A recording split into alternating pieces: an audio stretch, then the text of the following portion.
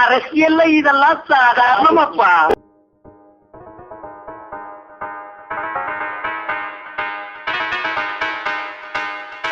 நேற்றைய தினம் வலைதளையில் இருந்த ஒரு செய்தி, எதையாவது பார்த்து முதலமைச்சர் நடவடிக்கை எடுப்பார் என்று நான் கருதுகிறேன்.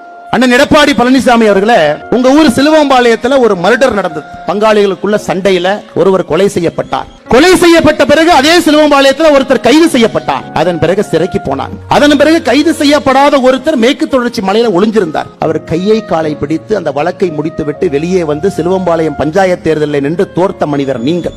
அதன் பிறகு தவழ்ந்து காலில் விழுந்து பதவியை பிடித்து எடப்பாடி பழனிசாமி தவழ்வதை பற்றி, ஒருத்தருடைய காலை பிடிச்சு கட்சி ஆட்சிக்கு வர்றதை பத்தி, மக்களால் தேர்ந்தெடுக்கப்படாம மாசம் எம்எல்ஏக்கு பணம் கொடுத்து முதல்வர் நாட்காலில் அமர்ந்திருக்கக்கூடிய எடப்பாடி பழனிசாமி, தயவு செஞ்சு எடப்பாடி பழனிசாமி என்கின்ற தற்கொலைக்கு எந்த விதமான அதிகாரம் கிடையாது. இது அகந்தை, இது அகந்தை. 2026 புரட்சி தலைவர் புரட்சி தலைவர் நடத்திய இந்த கட்சி இது போன்ற கிழக்கு தலைவர்கள் என்று வழிநடத்திக் கொண்டிருக்கின்றீர்கள். தூக்கி எறியப்படுவீர்கள். 4வது இடம் கூட கிடையாது. 2026 சட்டமன்ற தேர்தலில் அனைத்து இந்திய அண்ணா திராவிட முன்னேற்ற கழகத்திற்கு 4வது இடம் கூட கிடையாது.